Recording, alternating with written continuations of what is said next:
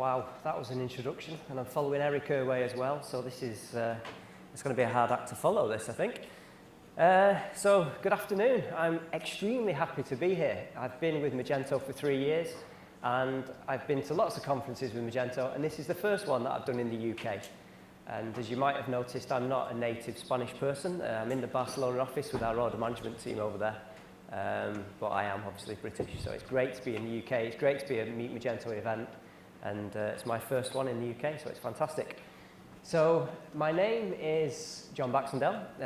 I'm a solution architect, and essentially, if you're not familiar with the solution architecture team, we work really with the pre-sales kind of process. We work with the solution consultants, so the solution consultants are really kind of broadly skilled across the Magento portfolio of products. The solution architects are a little bit more of a kind of an SME. So if you have a prospect or if you as a customer have some kind of in-depth and detailed questions about the order management product, it's someone like myself that will be brought in. There's 4 of us now. There's 2 of us based in the US, and just recently I was joined by another colleague in the Barcelona office, so we're covering the rest of the world. So, as you can imagine, we're not very busy, just the rest of the world to cover.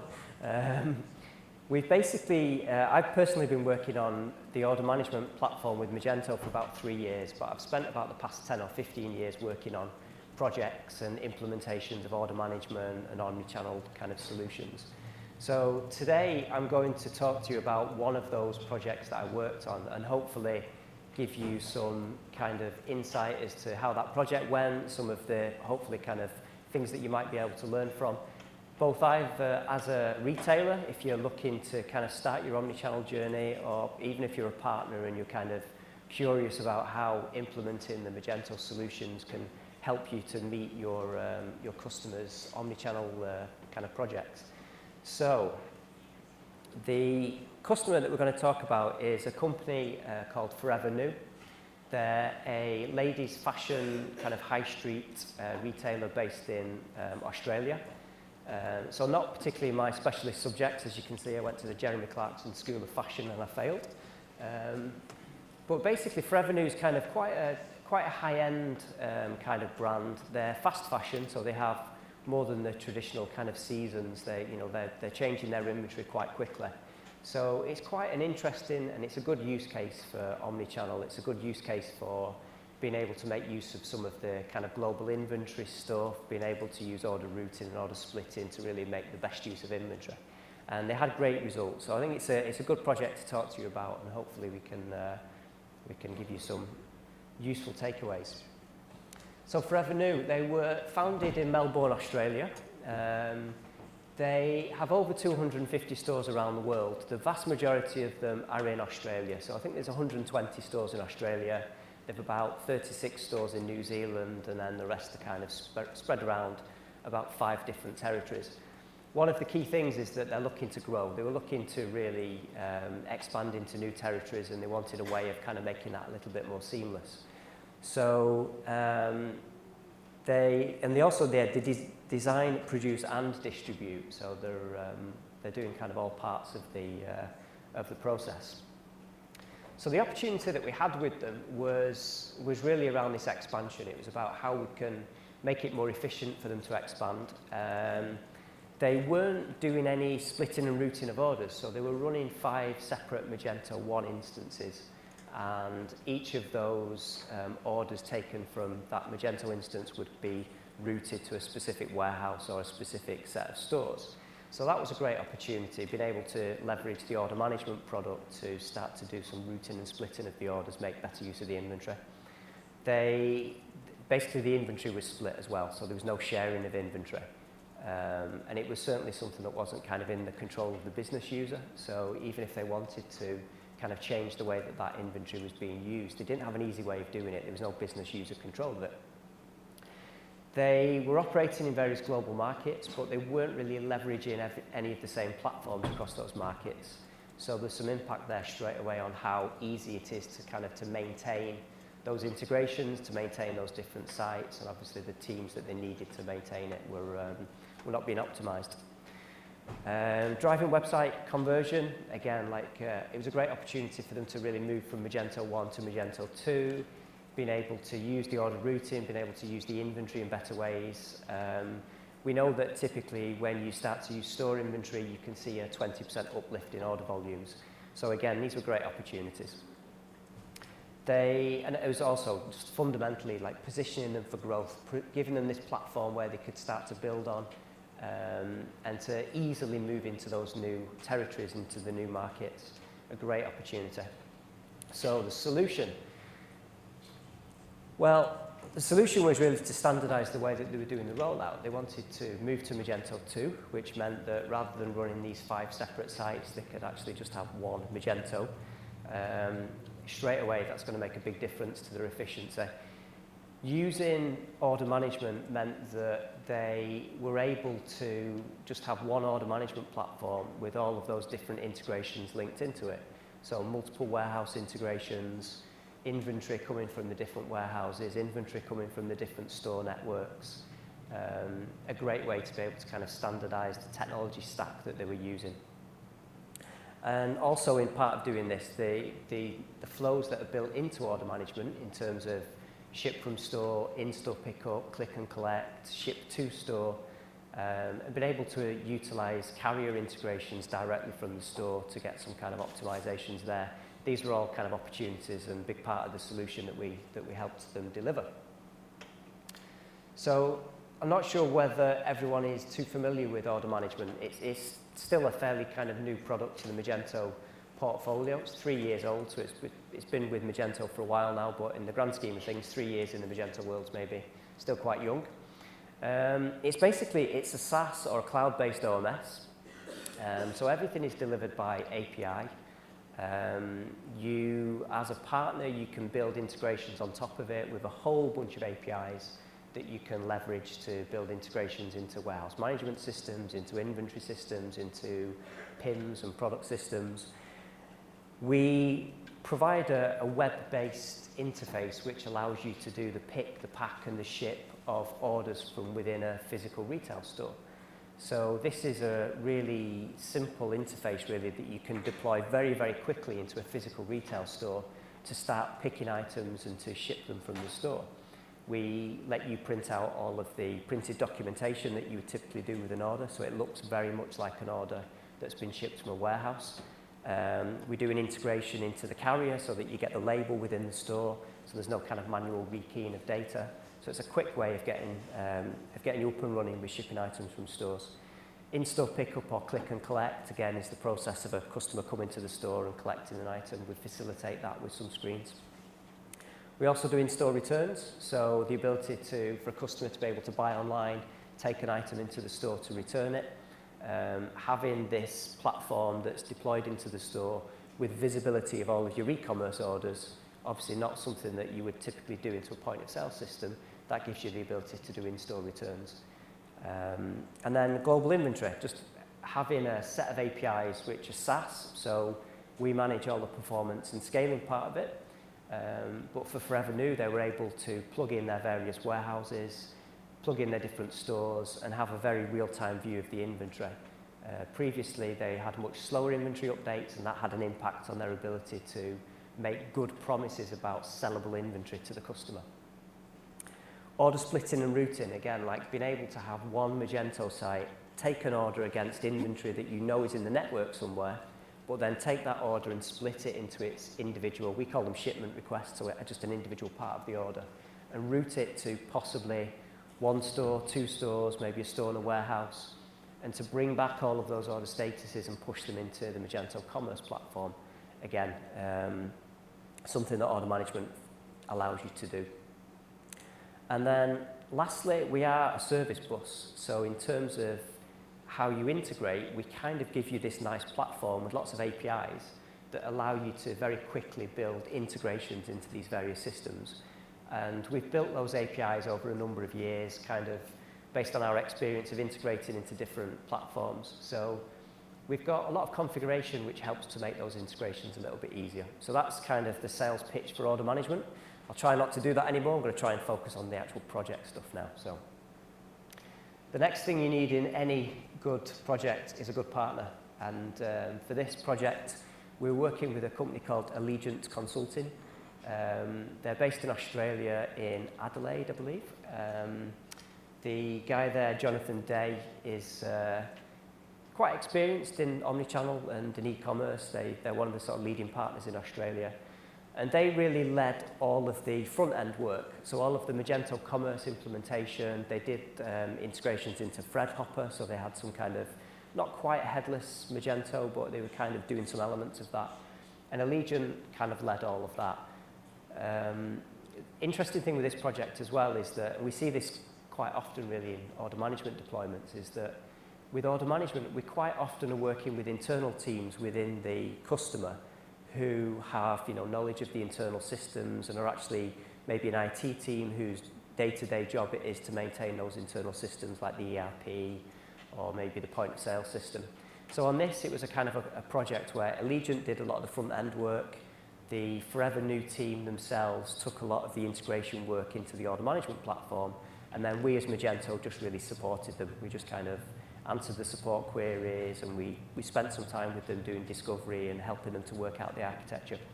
So quite an interesting kind of mix of kind of stakeholders on the project. The project itself, we engaged with Allegiant back in July, and they had a long-standing relationship with the customer, so they started to engage with them about their kind of upgrade and their migration. The deal eventually closed in September, and by that time, or just after the partner came to one of our training sessions, we've been running training sessions around the world to kind of get people up to speed on order management. So they had a little bit of knowledge of order management, but we went and did some remote discovery first in November, but then we also followed it up with an on-site session with the Forever New team. And that was a pretty productive session. We had about 3 days. It's one of those kind of, you lock yourself in a room and just basically try to go through everything from end to end. So we spent really good 3 days, got quite a lot of documentation written, got quite a lot of the kind of basic design done. And then Forever New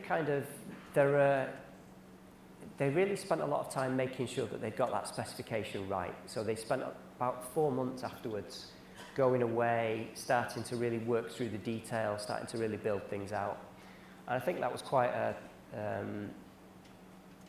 benefit for them. That really helped them later on. And eventually they started the build around, we started configuration, which was kind of configuration and build around March and April. And we eventually went live in August. And they actually launched Australia and New Zealand, 2 markets, within about 2 weeks of each other. So it was a pretty fast implementation. It was about a 4-month kind of build time, which is pretty typical for the Magento order management platform. It's quite quick, I think, compared to other order management platforms. Fastest integration that we've seen was 7 weeks, which was incredibly quick. And it was quite a simple implementation, but definitely 7 weeks is super, super fast for an order management system. The tools they used, the key one here is they were using MuleSoft. So this was an internal tool that they'd decided on to help them build all of their internal integrations. So really, MuleSoft was integrated into Magento Order Management. They were able to take that tool and build out the integrations for their other countries. So this is what enabled them to be able to launch in other countries quite rapidly. It was owned by the internal team, something that they could do, something that they could maintain. Allegiant worked on this integration between order management and commerce, which is mostly an extension. They basically install the extension and the flows between the two platforms work. They did some customization as well, and obviously all the other front-end stuff that you would usually do as part of a Magento 2 deployment. We've got Akeneo in there as a PIM, fairly typical. It kind of gave them a central point for all of their product data. And we were sending emails via Emarsys, so all kind of the usual partners that pop up quite a lot in the Magento world, all working with order management and commerce. They had some internal systems as well, data warehouse and things like that, which again were all kind of linked into the deployment. I'm a solution architect, so I can't really get through this entire presentation without at least one diagram, so sorry about that, but this is just a very high-level diagram of how it all fits together. And essentially, the key thing on this is that the 2 red boxes, the Magento Commerce and the Magento Order Management boxes, is basically the extension. So it sort of saves a bit of integration time using the 2 Magento products together. The flow from the PIM, you can see that the ERP generates the product data, pushed into the PIM, enriched with all the other product data, and then the flows obviously up into Magento Commerce and synchronized back down into order management. So this is a fairly typical looking integration. This is very, very close to the standard integration diagrams that you'll see in our documentation and that I love to share at any opportunity. And then we did, like a lot of the work that, well, the only work really that Magento ourselves do as part of an order management deployment is to configure the platform. So there's some configurations that we still have internally, and we assign a TAM and we assign a solution architect. And we worked with Forever New just to really understand what configurations they would need and to advise them on what were the best kind of routing rules. They had some experience with that anyway because they were already doing some omnichannel, they were already doing ship from store. So they knew the kind of logic that they needed to get the best use of their inventory. And we just basically configured order management as part of that. So that was a fairly sort of small part of the integration. We have a concept of aggregates, which is essentially you take a whole bunch of physical sources, you group them together and you apply some business logic, and that becomes an aggregate of inventory.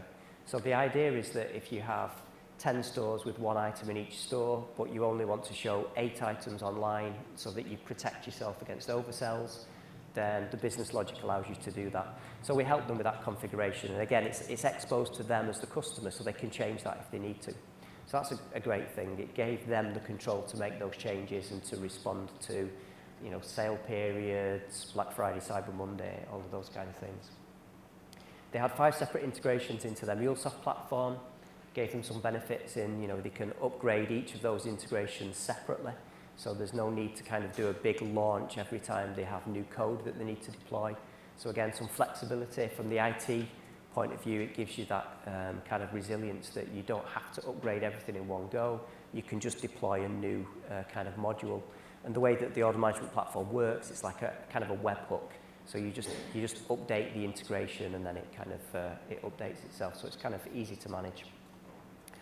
Payment flows for this deployment were done via Magento Commerce, so they just utilized the PayPal integration and the credit card payment service provider that they were using on the front end. Order management feeds all its order statuses back up into Commerce, and then Commerce was actually doing the payments flow in this case. So that was all done by configuration and obviously the standard kind of Magento 2 deployment. And then any project obviously has its challenges, and we had some challenges. We basically, I think one of the key differences with an order management project or with the deployment is that with order management, you're always dealing with an order that you've already taken from a customer. So I think in some respects that gives you, you know, you've already taken that customer's money, you've already kind of, you know, promised them something. So you've got to really deliver it. And I think that kind of makes some of our processes a little bit more critical. So we work with Forever New to try and address as many of these things as possible. And they had some things that we couldn't fix. The first one was they had some printers that were just not printers. So they got printers within the stores that were like a label printer or really a receipt, like a till receipt printer that they wanted to use to do the pick lists. And so we made some changes to kind of make the pick list screens a lot smaller so that it was possible to print them out. But it turned out eventually that the printers that they got, they didn't actually present themselves as a printer to the operating system. And we're obviously a SaaS-based platform. We're kind of deploying as a web application. So it was really impossible for us to come up with a solution. And eventually they just had to replace the printers. So not everything you can fix. There were printers that weren't printers, so that was a difficult one.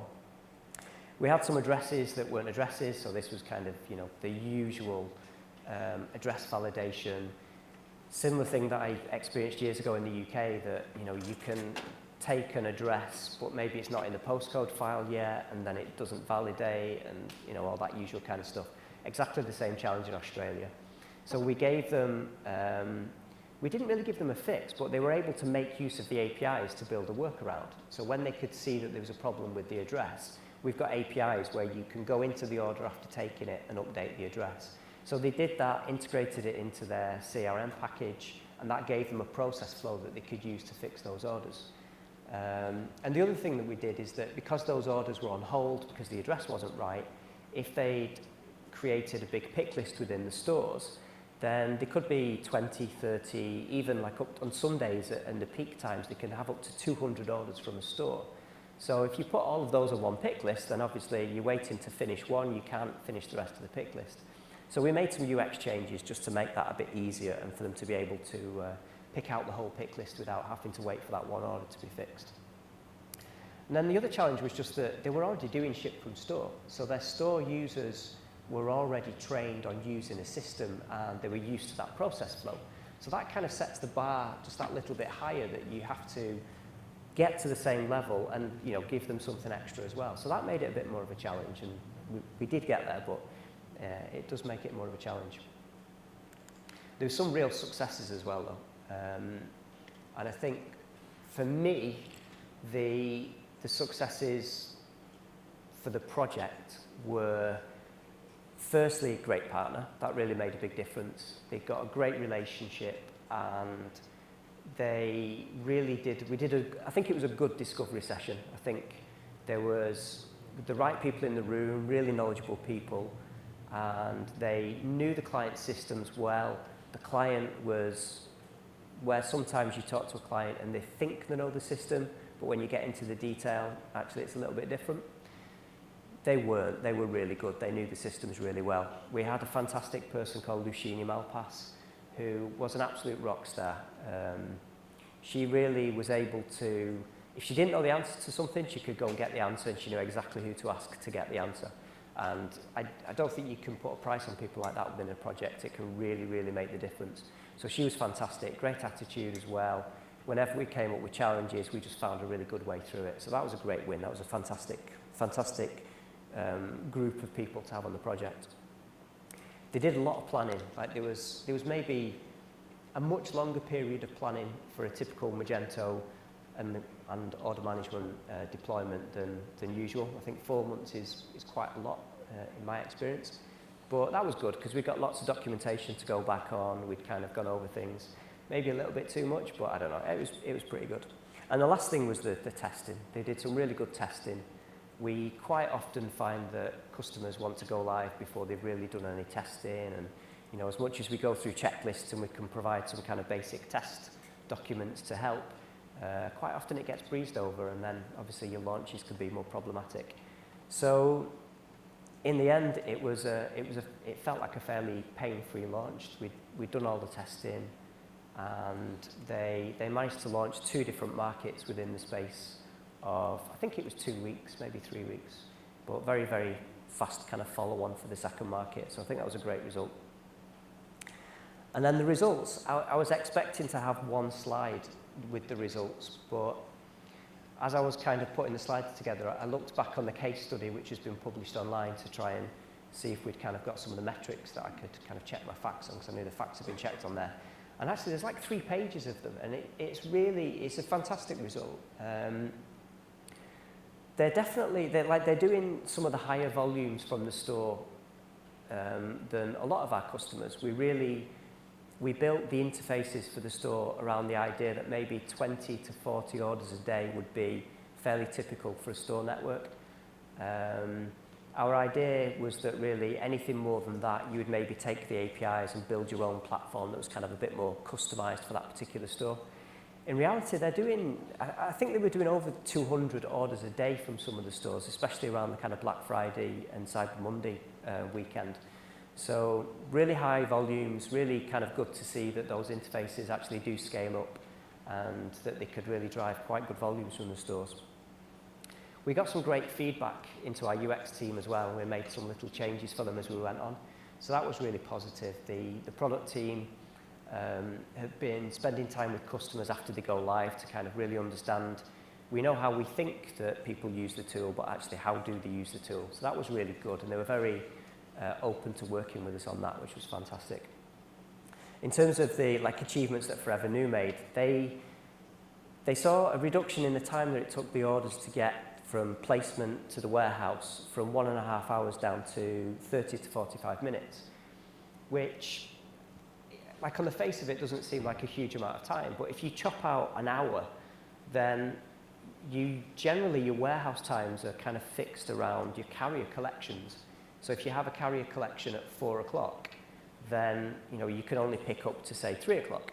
So by actually reducing that time for the order to flow through the system by an hour, you actually give yourself an extra hour in the day to get customers' orders out, which obviously means you've got more chance of meeting the customer's expectations.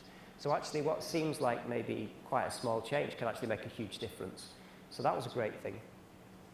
The frequency of the inventory updates was dropped by quite a lot as well, and this is kind of just about using the APIs, probably just the fact that they readdressed those integrations and they were able to kind of make use of some of the safety stock features to kind of tighten the tolerances a little bit.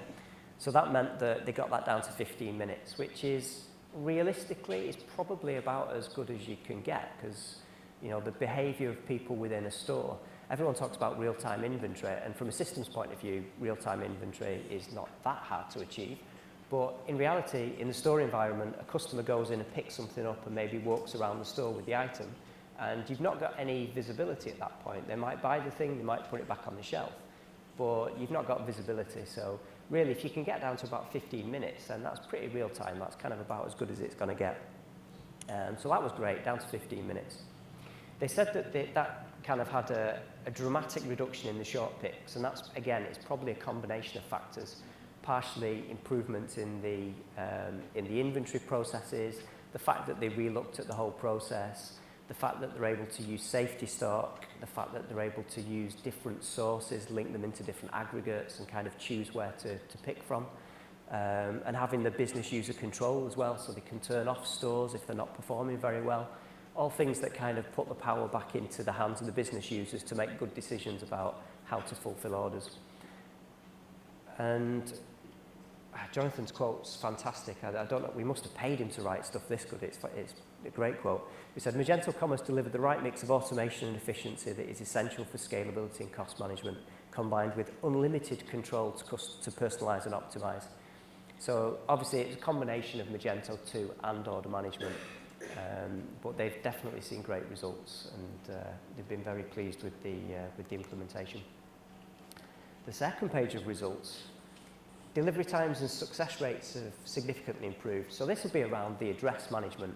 Just a simple thing like being able to validate the address before you pass it to the carrier, meaning that you're going to get a much higher rate of actually being able to deliver the order. And as part of that, the delivery times. So having more efficient processes to pick the items within the store, being able to allocate them to the store better. If you can kind of just pull an order into the workday previous, then it's going to get delivered a day earlier from the customer's perspective. So these little things can make a big difference. Inventory utilization and visibility got better. Again, the changes that they made to the way that the inventory APIs worked will have helped that. The configurations that they used in order management as well for the routing, they were using sort of fairly simple logic previously. With the implementation of order management, they were able to make configurations where they can do things like try to keep an order together rather than split it, try to assign it to a store where they could ship it whole. They were doing some routing based on the location of the customer, lots and lots of different configuration options that we're able to make use of and to basically make better use of that inventory.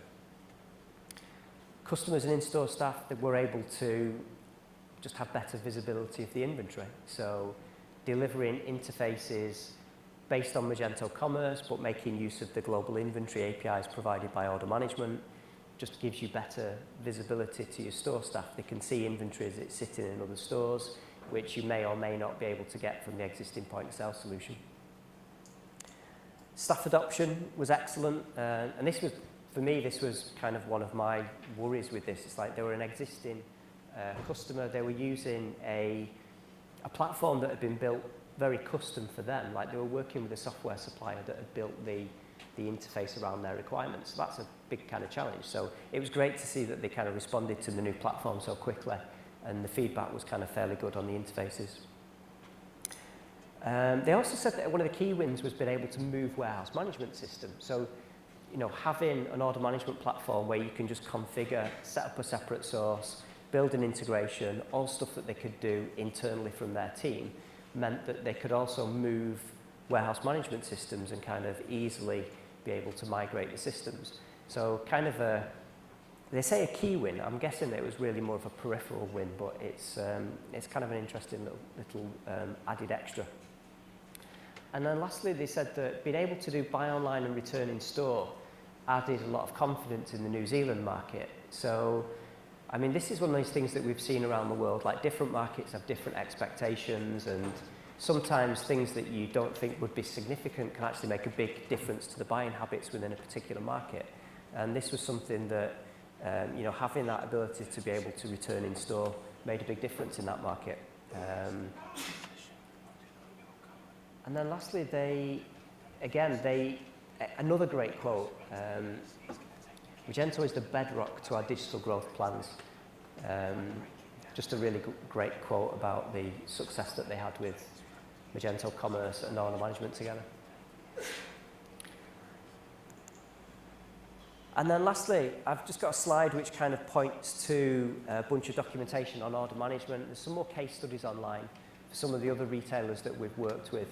I'm not sure how, like the documentation is something that's been evolving over the past couple of years, but recently there's been lots of work into it. So if you've not looked at it for a while, I urge you to go back and look at it again. There's some really great content on there now as well. Like we've started to do Magento U courses. We're going to have another one of these coming soon. So if you're a developer and you're keen to kind of understand a bit more about that, go and have a look at it. All of our documentation's online, so all of the specifications are there. There's some integration guides, there's some videos about how different aspects of the platform work. So I urge you to go and have a look at that, make use of it. Some really good stuff on there. We've got release notes, we've got a feature list. Everything's online, which I think is a little bit different to other order management systems. You sometimes don't get visibility of everything that's there. So yeah, take a photo and please go and check it out. And then lastly, I'm going to be around for the rest of the afternoon. Drop me a message, say hello, come and ask questions. Feel free to heckle me on Twitter. Feel free to drop me an email. Hopefully this won't be my last UK event. I don't know, can't see Jamie in the audience. I don't know whether he's smiling or not. We'll see, let's see. So hopefully I'll be back again to another event soon and get to tell you some more about order management. Thank you.